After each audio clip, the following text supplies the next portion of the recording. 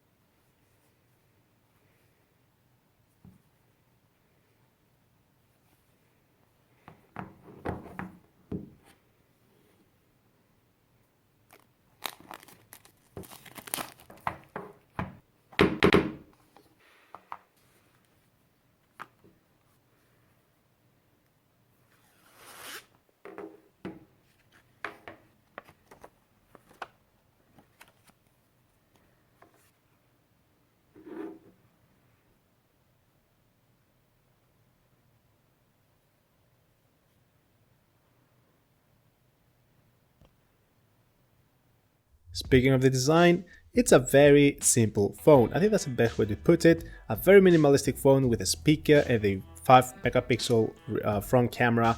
On the bottom you have a USB-C.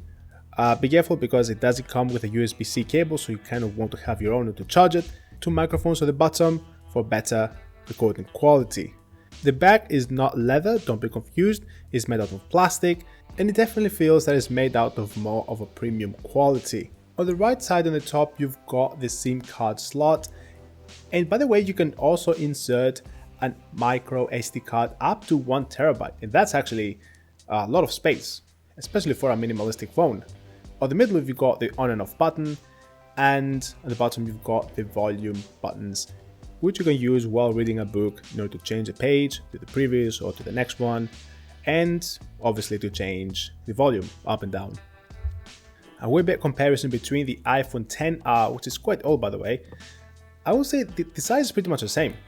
And that's very surprising, especially while the iPhone XR has 6.05 inches while the Bigme has 5.84 inches diagonally. And that's definitely not a small screen, even in today's standards. As you can see, the bevels, the height and the width, pretty much the same, similar bevels. The only difference is that the iPhone has a different built-in material, but if you see this from a distance, you can definitely tell that the material is not built out of plastic. It might have built in with different kind of material, maybe aluminum. And the built-in quality on the hand feels quite convenient. You kind of want to be careful because it may slide off your hand. It's not very slippery, but just keep this in mind.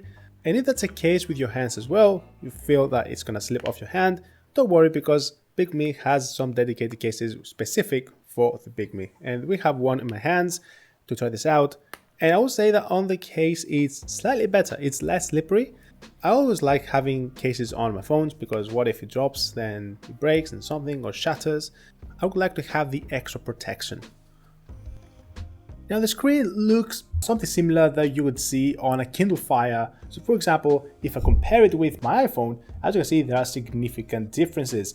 Now to navigate, it's very simple. You just swipe to the right or left in order to navigate through the home screen. And if you're using an app, say that you're using Kindle and you're doing something, you can always swipe on the bottom upwards in order to go back to the home screen. Now that being said, you have the typical user interface as on a normal Android phone. So for example, you can swipe down in order to access the control center. However, keep in mind that if you swipe on the left side of the screen, then you will access the notifications panel. You can always swipe up in order to put it back up, and then we're going to swipe to the right so we can see on some further options. Typical options like Wi-Fi, Bluetooth, airplane mode. You can even clear up some RAM, so you press on the speed, and then it's going to release some space out of the RAM. Swap again on the right, and we have other features such as a typical flashlight. So you can see there's a dedicated flash on the back. Other options like screen recording, screenshots, and you can also do some battery management. For example, if you want to enable power save mode and some other typical settings. Now that being said, there's one setting that I want to focus on, and that's the ink center. Now this is where you want to adjust the settings in order to make sure that your experience is the best as possible. Now, of course, if you're switching from an LCD screen like an iPhone all the way to the Bigme, then you need to make sure that you adjust the experience to be as close as possible to an LED screen. So we're gonna go to custom, and we are gonna switch the refresh mode to extreme. Now for me it was already selected, but originally for you it may be fast, and you wanna go for extreme. This is basically how the screen works. So with HD 256, you've got better quality on the screen, but it's a lot slower. And when it comes to videos, watching videos, this is basically unusable. We're gonna go through our demo in a bit. Wriggle is slightly better. You've got fast, which is much better for watching videos, but again, the refresh rate is slightly less. And then you've got the extreme option, which has a higher refresh rate of 21 Hertz. I'm gonna keep it at extreme. I think this is something I highly recommend you. We've got anti-shake and auto clean. We're gonna go through those in a bit. I'm gonna show you a demo. And then we've got color adjust. You can change the color settings, as you can see. You can increase the contrast, you can increase the enhancement, and that again depends on you. So you're gonna change the settings in the best way that resembles your convenience. That includes like color brightness and all these things. Not much to say here. And of course, you've got a full refresh frequency. Now, the more you increase the frequency, of course, this allows the screen to refresh more frequently, but this leads to less battery life. I will keep it maybe extreme or even fast, and I'll just keep the full refresh frequency low. Of course, you can adjust it as you go. And of course, you have other settings, custom settings like video, if you're reading a comic book or you're reading a magazine. As you can see, the refresh mode is down to HD or Wriggle. Now I'm gonna keep it custom, and let's go for the demos.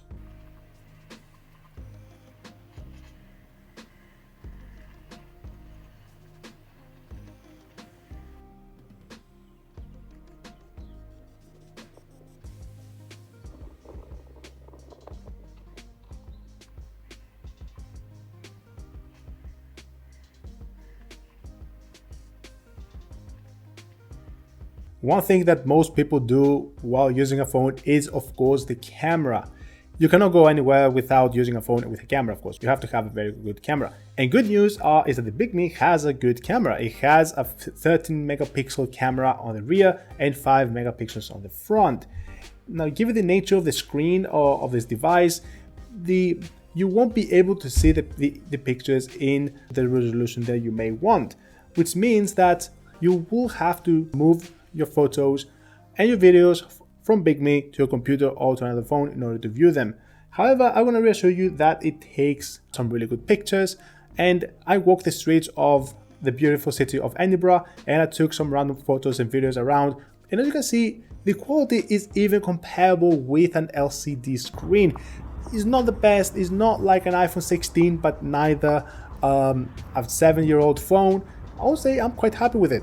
Something I also like, particularly if you tilt the screen an 18 direction, you will notice that it doesn't change. And this is in contrast, if you're using an LCD screen, it will be much dimmer. And this is especially the case if you're using an iPhone 16 or even an iPhone 15 or any other new Android device. Clear advantage for the Hibreak is that the screen can stay intact under direct sunlight, meaning that you can read under the sun without the need of changing the brightness, make it brighter in order to be more visible under the sun.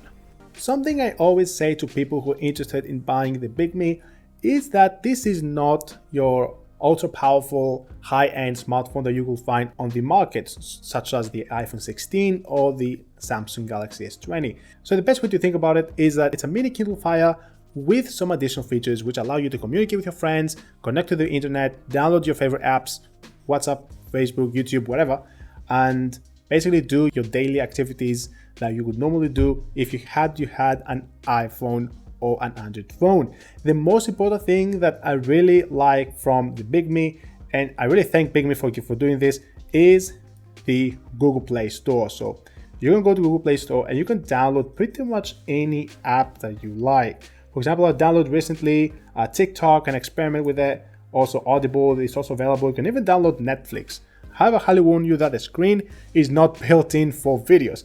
Search for your favorite apps, social media, or even games. You can actually download your favorite games here. And I did some tests with some of my favorite games. including Temple Run or Subway Surfers, and it's not bad. The only thing that you may be concerned is the screen, and I'm actually also surprised that it can handle high-powered games such as PUBG, very hardware-taxing game, especially for an e-paper phone. That's thanks to the octa-core central processing unit and the 6GB of RAM. On top of that, if you want to kill your time, you can always use TikTok and WhatsApp if you want to communicate with your friends.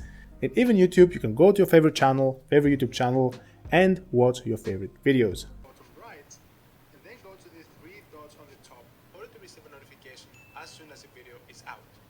And of course, that seems a really cool channel, so I'm gonna subscribe to it. In case you don't have Amazon Kindle or Google Play Books, then don't worry, because if you do have books in PDF formats, then you can easily transfer them to your Bigme from your computer. You just take the link and you copy paste it on your browser on your computer, and then you can just transfer the PDF file directly to the website, and then it's gonna take some time to transfer from the website to the phone. Once that's done, then it should show up on the screen. Using the interface is very simple. You can swipe to the left or right in order to go to the previous page, next page, or touch the bottom right part of the screen to go to the next page, or touch on the bottom left part of the screen in order to go to the previous screen. You can also zoom in, pinch to zoom in and zoom out. Just tap on the middle part of the bottom screen in order to access all of those settings and options, such as changing the mode from dark mode, light mode, and vice versa. You can also change the contrast, and I would actually highly recommend you to do that, because especially if the letters are smaller or the font is quite different, you may want to increase the contrast so the letters are more clearly visible. Now, zooming in may be quite inconvenient for some PDF or books, so that's why if you go to the navigation on the bottom right, far right part of the menu bar, you can change the font by increasing it to the highest possible. And that way, the letters are going to be a lot more visible and easier to read with. Something I find extremely useful while studying is the ability to add annotations with ease. Now, just simply touch and hold one term or part of the text, and just if you want to find some more clarification, you can press on the website button. It's going to open a Wikipedia article with that specific term or other. You can simply just touch and hold, and then just press on the pencil button in order to type your own annotations. Additionally, you can also mark this page as a bookmark so you can access it at a later time. You can access both annotations and bookmarks by going to the content button, and then you have all the previous set bookmarks and annotations. You can tap on them in order to go back to where this annotation or bookmark was set. Several other options such as rotation, change the blank space, zoom in, zoom out, and some other options that you may want to play around in order to find which ones are the most convenient for you while reading your book. So overall, quite simple, nothing too complicated. You can even access all the content and then just navigate through the book. So it's very convenient, and I like that.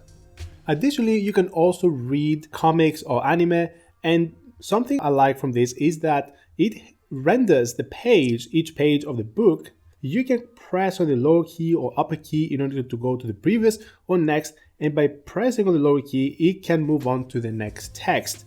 Now, this is automatically rendered, and it's actually very convenient because you don't have to zoom in, you don't have to try and zoom in and see what each text is saying. You can just press on the buttons and you're good to go.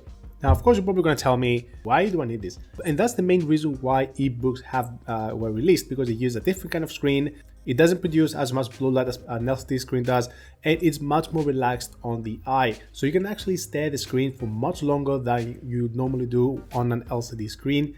And normally e-readers are black and white. They don't really display color. However, the Bigme has tried its best in order to produce some colors. It's not perfect, but it's the best thing that we have at the moment. And of course, you have thousands and thousands of books to explore. Any genre you like, you can find it on Google Play Books. Now, one thing I want to make clear is that the Bigme Hibreak is a smartphone. It can be used just like any other smartphone device you have right now, including an iPhone or Android phone. And you can add your own SIM, you can add your own SD card extension up to 1 terabyte. And of course it comes with a small tool that you can actually put into the slot in order to open it and access it. And to call someone, just press on the phone button at the bottom left part of the screen in order to dial someone. You also have an integrated text functionality so you can send messages to someone else. One thing I've been using since it made to the news massively, a great breakthrough was ChatGPT. And it's great to see that Bigme have their own large language model integrated onto Bigme Hibreak, named as Bigme GPT. It's very similar to ChatGPT, just ask a question and it's going to give you an answer. I haven't tested it to see how efficient it is, how does it compare to ChatGPT 4 or 3.5, but I will say it's pretty decent. You can also compose essays. Now there's a specific fine-tuned model for essays, so you can write your own question and it's going to generate an essay for you if you want to use it for homework or for else. And lastly, you've got AI Draw. Very simple, just type a sentence, something you want it to draw, and it's gonna print it out for you. And you guessed it, this time this is actually free. Well, there are a lot of things for a pocket device which allows you to read books on the way. And at the time of making this video, there are only 2 companies which are producing e-paper smartphones. And the one is of course Bigme and Hisense. And from what I've seen is that Bigme has definitely the lead by incorporating a lot of features, having a high refresh rate, and of course allowing you for a smooth transition from your iPhone or typical Android onto the Bigme.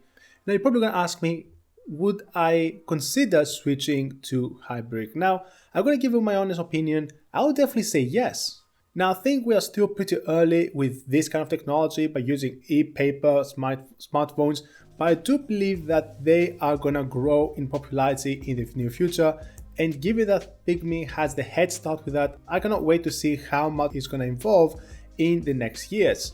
And I'll definitely stick around and make more videos about e-paper phones because they're very interesting, they're new, and I really like to see changes. I would like to see something different than the traditional LCD screen of smartphones.